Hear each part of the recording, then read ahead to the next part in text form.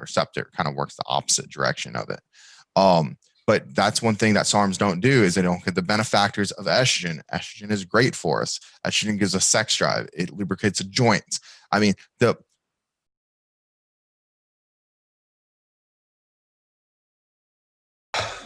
All right, Paul and David responding to your questions on Instagram about PED uses. We are not an expert or a doctor. This is all just educational information, and do take these at your own risk. All right. Ready? let's jump into this. I'm ready. I'm excited. let's do it. All righty. Yeah, so I've been trying to do this for a long period of time. It's just I never had anyone to like do it with. And I think it's cool to be able to help out these guys and give them some sort of information towards guiding them the right direction. So it can stop a little like plus asking all these questions on me. And then like it just gives them the right guidance in a sense. No, absolutely. There's a lot of knowledge out there, and there's also a lot of bad knowledge out there. And also, people aren't honest with what's going on, their cycle, stuff like that, which is okay. I get it. They're illegal. Most of these drugs are illegal. So not all of them, but some of them. Yeah, 100%. So we're going to get to the questions. The first one it's somebody asked was the importance of proper PCT and blood work pre, during, and post cycle. What are your thoughts on that? Ooh, okay. So let's start with pre, during, and post. So post-cycle therapy, if you are going to come off gear, I actually think that, so if you're actually truly cycling where you come off of testosterone completely after your cycle and everything, I believe that the post-cycle therapy is actually more important than the actual cycle itself, period. Because if you can't reboot yourself off, you will regress, period. That's all there is to it. It's all about hormone stability no matter what, when you're on cycle or whether you're off cycle, you need your hormones in check. Now, if you can get within physiological range coming off cycle, that's great. A lot of people can't. A lot of people go hypogonadism, and sometimes it takes 6 months to a year to reboot. Sometimes you never reboot. Yeah. So blood work. Now, blood work before you cycle. If this is your first cycle, you need to know your baselines, period. So I 100% recommend it. I do believe that you should be getting blood work before you do blasts or before you go into shows to make sure that your health is in check. If your health is not in check, it will have detrimental side effects. Blood work while you're on cycle is a little bit different. I think you should, the major issue that people see when they're on cycle, besides all the side effects that you get within your hormones getting out of balance and stuff like that, if you feel like your hormones are out of balance, sure, go get your blood work done, get a hormone panel done. If the major one is blood pressure issues from red blood cell content, you can technically, and like I said, don't take my word for it, but donate blood, right? And you can get your iron content checked. Getting your iron content checked is very important because if your iron content gets too high, you're going to have blood pressure issues and you can get chronic migraines. And there's obviously the other side effects that come along with it. Blood work after you get done is probably the most important, especially if you're coming off cycle and you're PCTing. You need to know that your hormones are good to go. And if they're not, then you're going to either have to implement like holistic supplements or maybe even have to go on replacement therapy. That is ultimately up to you. Now, me personally, I wait until my hormones are going to be at a good level after a show. Even if I do, which I do stay on replacement therapy when I come out of shows, I don't cycle off anymore. I used to cycle and I don't cycle off anymore. I just stay on replacement therapy. And when I do give it about a 6-week period of time to make sure my adrenal glands are in check, my cortisol levels are in check, I have estrogen balance in check, everything. I make sure that I am feeling healthy again before I get blood work. And if I just can't feel healthy, then that's another issue. Then you probably need to get blood work. But if you're going more than 4 to 6 weeks without getting blood work and you're still feeling like crap, get blood work done. You get blood work done immediately coming out of a show, it's not going to look pretty. I promise you. Yeah, because your hormones are already pretty messed up from the show that you don't want to just like get it right. So like give yourself some time. And then when you do and you figure out like, oh, these things are really bad, then you can actually take that time to kind of fix those certain markers. And then eventually, if you feel like you're comfortable enough to where your markers are good and your health and all that is all good, then you can decide if you want to blast or a piece or HRT. And then you just take it from there. But it's always, always about your safety and your health that comes first when you're doing these kind of things. So always be cautious. And I know everybody just wants to be on stuff all the time. Sometimes it's okay if you're not. You just have to play it safe. You're dealing with some very detrimental things that could affect your health. So just play it safe and then just take it slow. That's pretty much it. But definitely always get your blood work after, and then PCT whenever you feel like your health markers are good to go. All right. And the next question is like, best time to take RAD 140, and would you pair with anything else or by itself? To be honest with me with that question, I've never dabbled with stuff like that. And I've never really took the time to go and look up information on stuff like that. So what do you think? Yeah, you can punt it off to me then. So SARMs, if anyone knows anything about me, I don't care for SARMs. Reason being is there is not enough research, period. There's no long-term research on it yet. Therefore, there's no good studies that I can review anyways. Now, I have one time run RAD and Estrogen together. Now, those are the two that I would pair together. If I did, Estrogen's very mild. RAD is probably the most potent one. But I ran it at a 10 milligram each dose, which is like half to 3 times less what they recommend. You can run 20 to 30 milligrams from what I understand. I just wanted to see if I got any results from it. I was just on, like I said, I was on replacement therapy at that time. I just want to see if I got any positive effects. I got very little positive effects. Was it worth it? No, because I've also seen it really jack up people's blood works worse than anabolic steroids have. And knowing that and the blood pressure issues I've seen with people, and if you feel like you're not getting side effects, I promise you every drug has a side effect, period. SARM is a drug. You're not natural if you take SARMs. They are a performance enhancing drug. That's so like all these guys that are like, oh, I was natural, blah, blah, blah. I've only taken SARMs.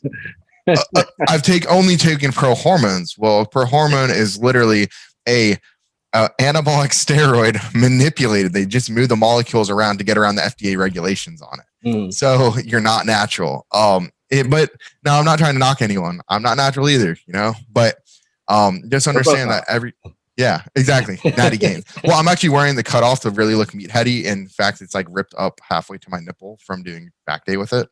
Yeah. So either way, that's my standpoint on SARMs. Just not enough studies. I don't really care for them personally. You can find other people that talk about them really well. There was a podcast and I'm just going to punt someone off to another podcast. Ben Pakulski did it with one of the scientists that's studying it. I believe he's French Canadian. He's one of the few people that's actually doing true research on it in the world.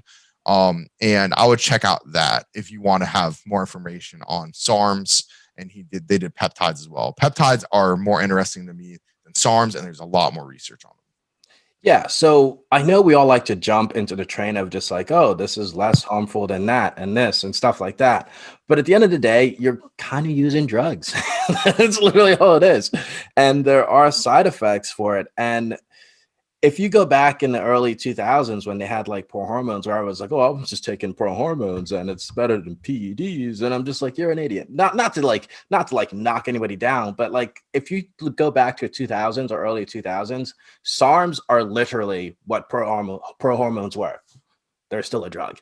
You're still not natty. So definitely, like, just because you see somebody take it and they're just like, oh yeah, dude, I'm making great progress. Like, it's up to you to ultimately decide what you want to. But at the end of the day, when you take stuff like this, you're not natural.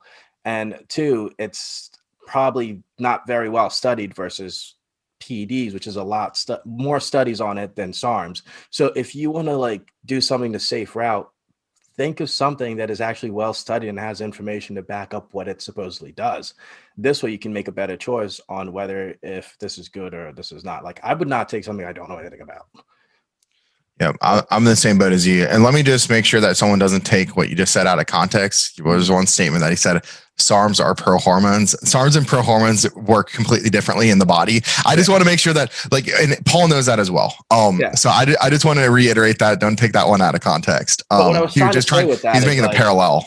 Yeah, what I was trying to say with that is just like back in the day, we still had like PEDs and poor hormones, and everyone was just like, "Oh, PEDs are horrible, so I'm just going to take poor hormones." But today in 2020, it's like we still have it's the same. It's not the same thing. Yeah, I create But the parallel too. I oh, mean, okay, gotcha. yeah, no. I would just like, I didn't want someone to take it out of context to be like, he said pro hormones and storms are the same. They're definitely not the They're same. definitely not the But same. we were just making the parallel between like they're drugs that really don't have research on it. And in fact, pro hormones, they get banned by the FDA once they catch onto the molecule chain of it, because it's literally an anabolic steroid that the molecule chain has been manipulated.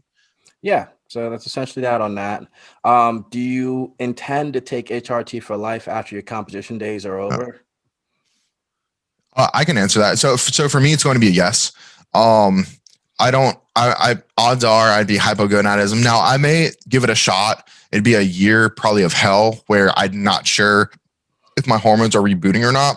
The issue with it is the side effects, like the actual health negligence that you get from it, are pretty severe.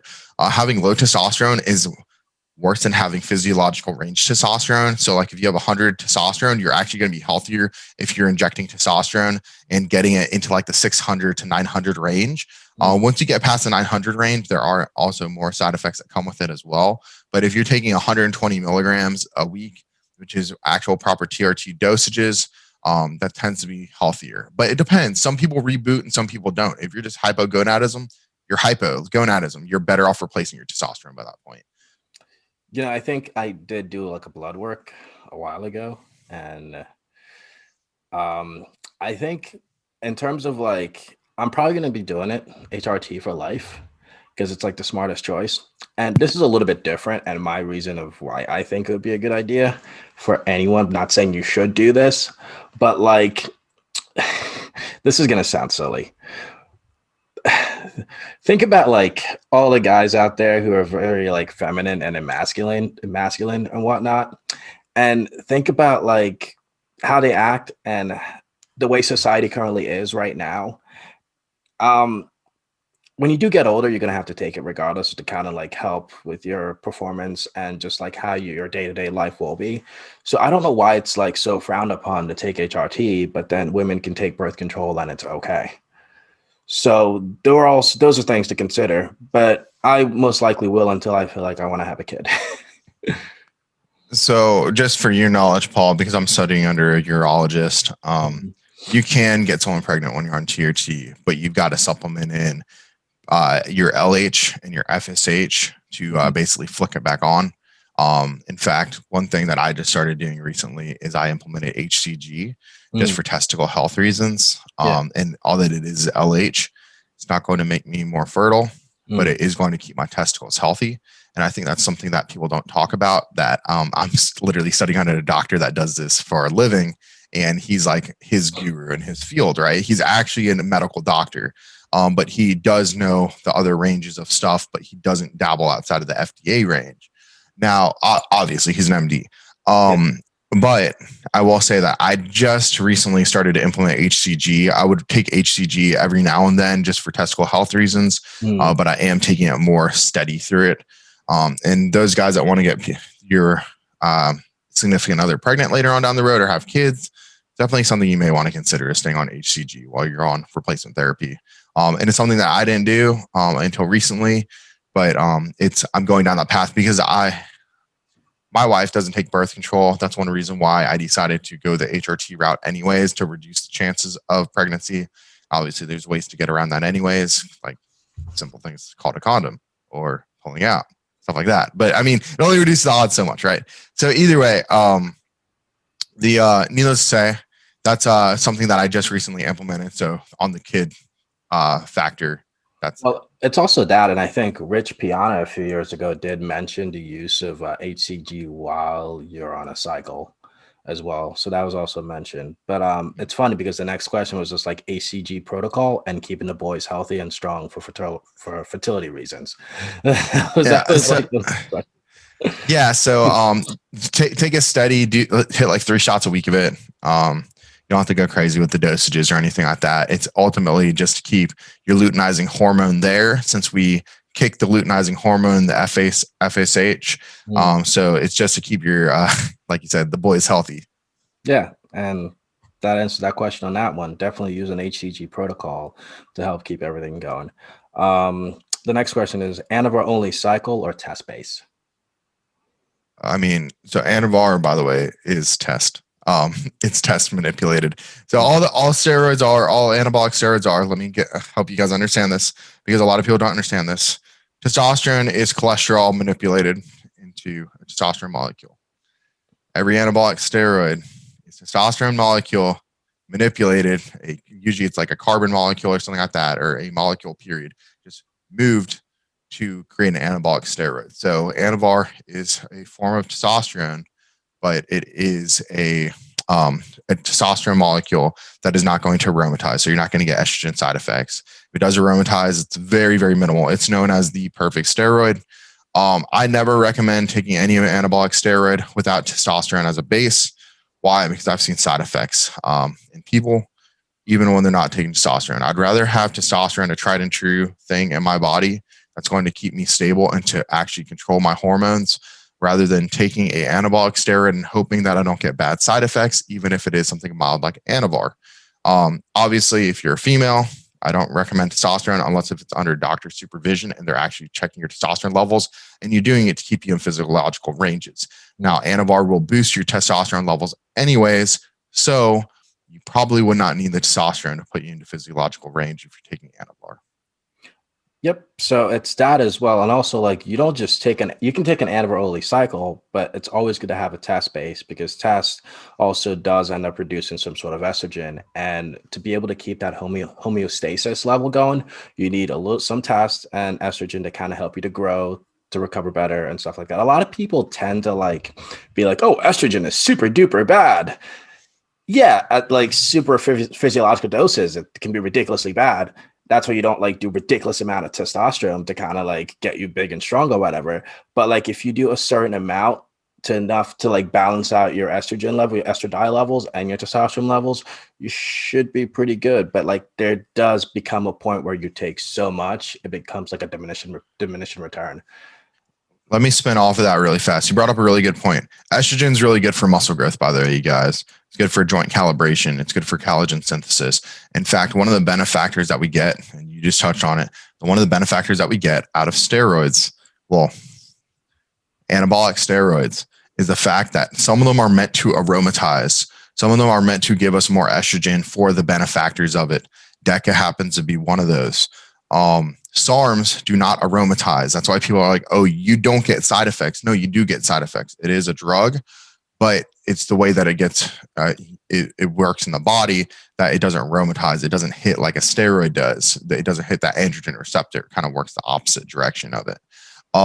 But that's one thing that SARMs don't do, is they don't get the benefactors of estrogen. Estrogen is great for us. Estrogen gives us sex drive. It lubricates the joints.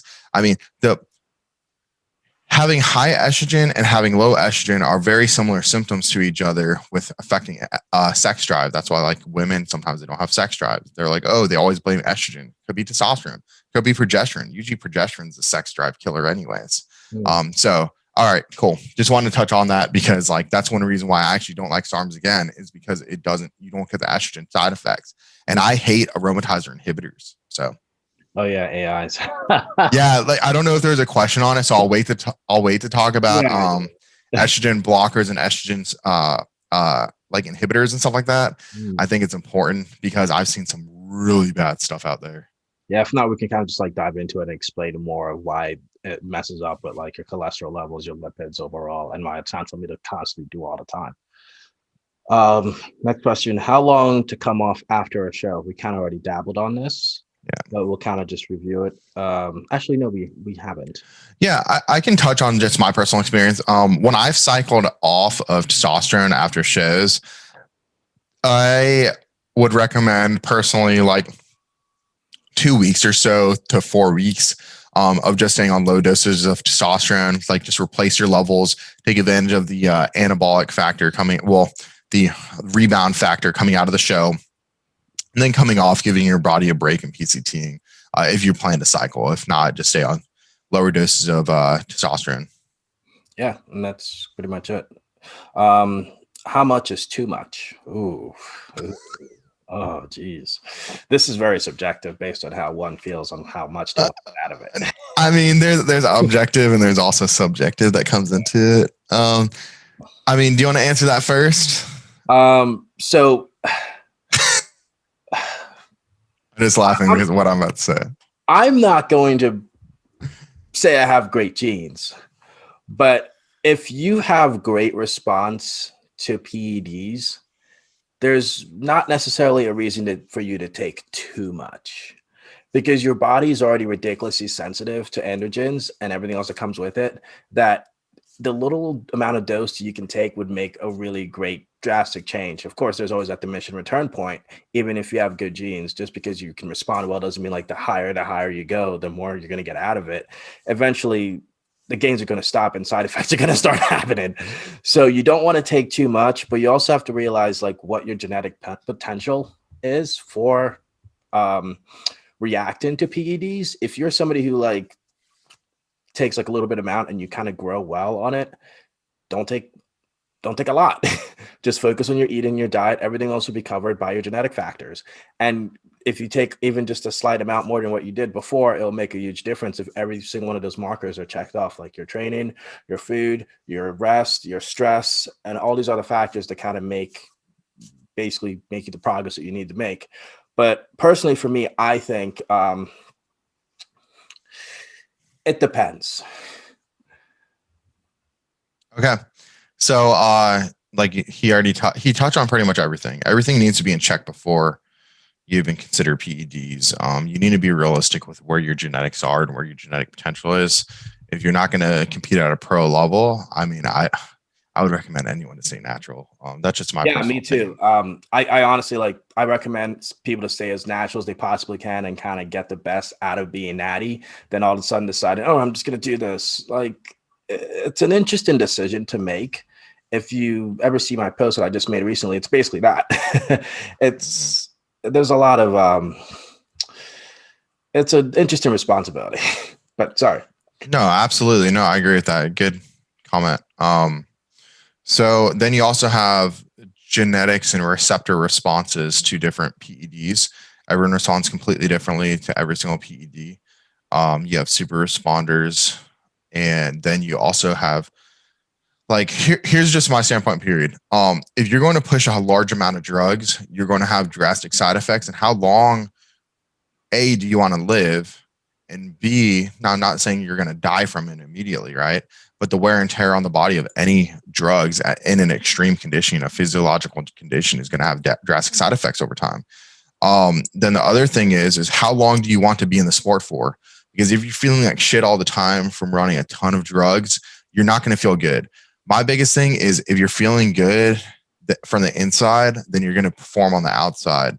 Um, I I mean, like my cycles, what people think my blast is people are like, wait, that's your blast. And like the drugs that are in my blast are literally two drugs and they're very, very mild. That's all that I do. And it's very, very low doses. And people are like, wow, you can get um, benefits out of that. And then you see these top pro guys that are very genetically blessed. And then people are like, oh my gosh, you're running all this gear. And they're actually not. Like they have really good genetics to begin with. They didn't need a lot. Do you think Dexter Jackson could be competing at 50 years Yeah, old right. if Holy shit. Oh my God. now he's an anomaly, right? But a lot of these guys that are on those pro stages are genetic anomalies, period. They don't need a lot of gear. Um, and then you have people that you see on these national stages that are pushing very, very heavy gear, and some of them that are at pro level as well. Don't get me wrong, there are some out there, and they have very drugged up physiques. You can tell in the physique that it's very drugged, it's very inflamed. Inflammation, I think, is the biggest thing that I see in people that are running large amounts of gear. And Boston Lloyd said something about the 3cc gang or something like that, where it's like 3cc's every other day. That's a very real thing. In pro bodybuilding, that is a very real thing. And that's like literally 3cc's every other day. So you're talking about 3 milliliters of whatever every other day. Very, very common. And you're talking about 3 grams plus of gear for these guys that are running larger amounts. I don't know. Everyone has different thresholds where they start feeling like crap, but I can tell you one thing. If I was to run 3 grams of gear, I would feel like absolute trash. I'd hate my life.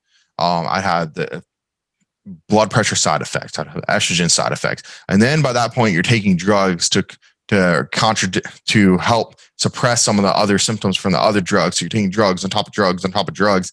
There's no way that you feel good. I mean, you can see the puffiness in some of these guys' faces, and their eyes are swollen, and they're not crystal clear, and their joint cavities are swollen, and their legs are swollen, and they have varicose veins all over the place. That's partially genetics, but I mean, if you have high red blood cell count year round because you're taking steroids.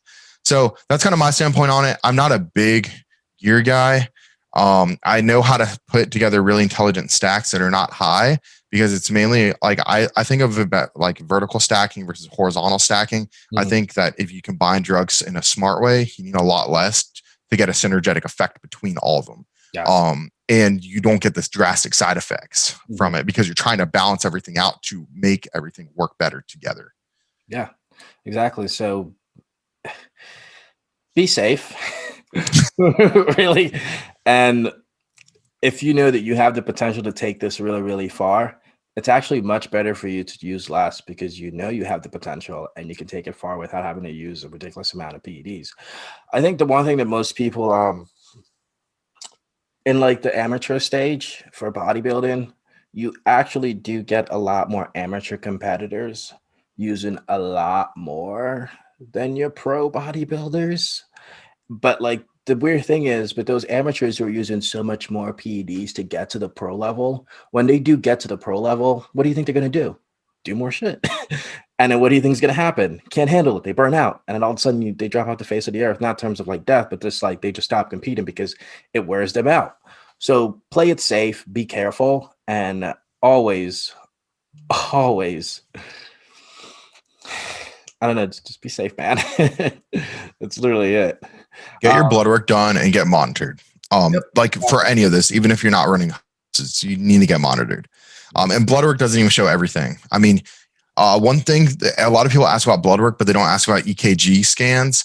Get an EKG scan done. One of my presents to myself when I turned 30, which I'm turning 29 in January. When I turn 30, I may do it actually next year, but I'm going to get an EKG scan done on my heart to see where my heart condition, or like where my heart health is. All the other organs of my body are phenomenal because I've gotten a CAT scan done on them. But get your organs checked, your organ sizes, because that knows how much wear and tear over time has been put on the body. And the heart's one thing that will grow from steroids. Yeah, especially when you're about like your 30s to your mid 30s, that's when there's complications starts happening. So EKGs are super duper important to do. Next question: how much do you use for? Oh, nah, that's the wrong one. I'm sorry, guys.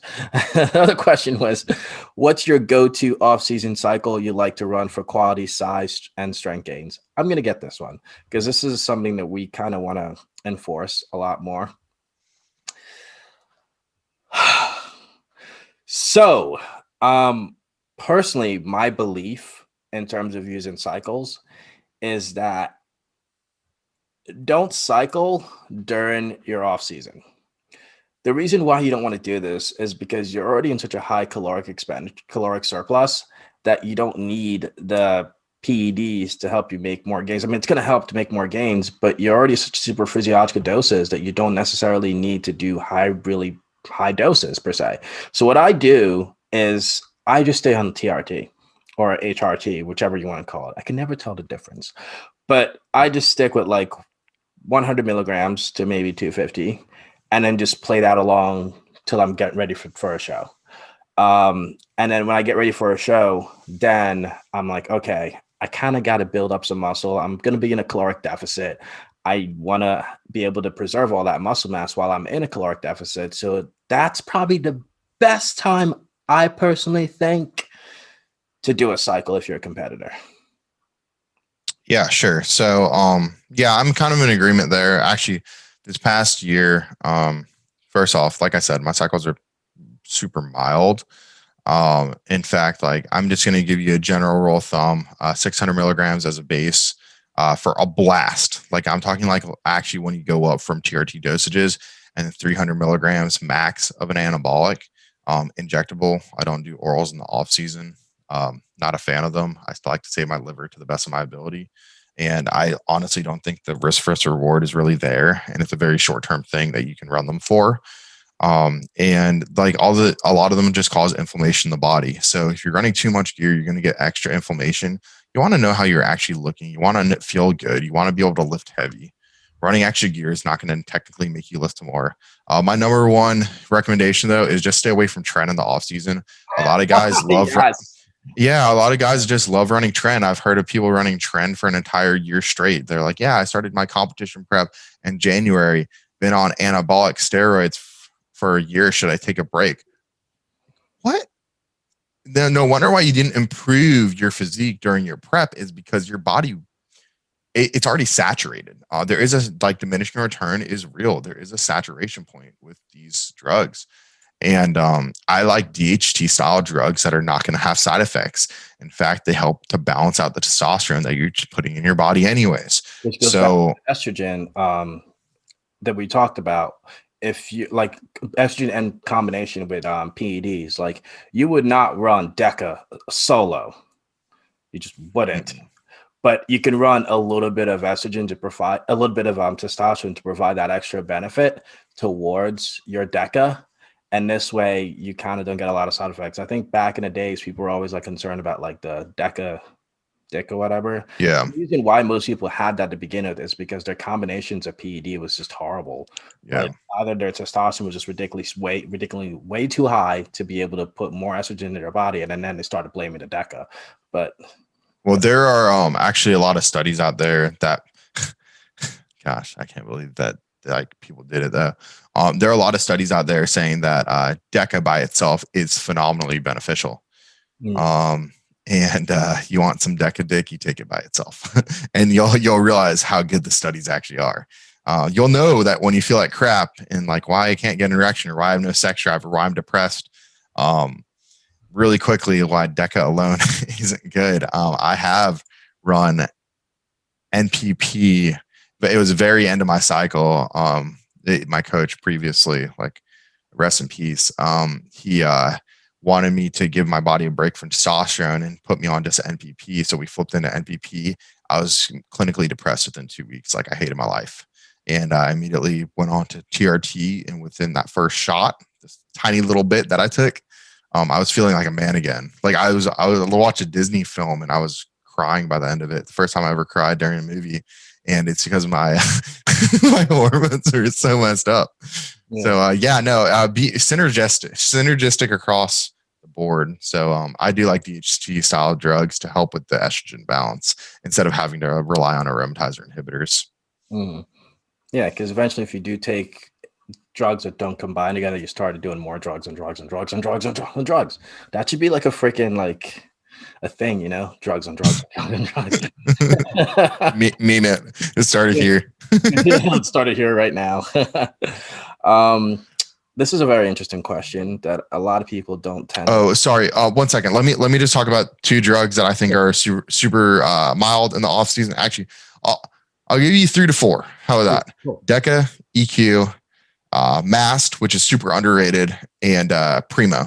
I think those are like 4 decent ones. DECA, I'm not a huge fan of because some people just have really bad side effects with it. So the other 3, I think EQ, which is very, very slow. So you have to take that into account. Primo and Mast. So those are the 3 that I think are good. Good. Yeah. I actually agree with those as well. We are actually talking about trend. Just gonna add a little bit on there. The risk and rewards on taking tren on an off season or even like if you're prepping for a show, it's just not worth it. Just diet right, train right, and then you can take other stuff to kind of like to produce the exact same result. But at the end of the day, like tren is don't get me wrong, it's a great drug. It's really good, but you probably don't need it as much as you think you do. All right, so that basically concludes the first half of the Q&A. Based on how this one goes and how the responses are and the views and the likes and the share that we do get, I'll see what I can do by posting the second one. But with that, we definitely need your response on it because we're definitely looking to try to make more of this, but we need your help.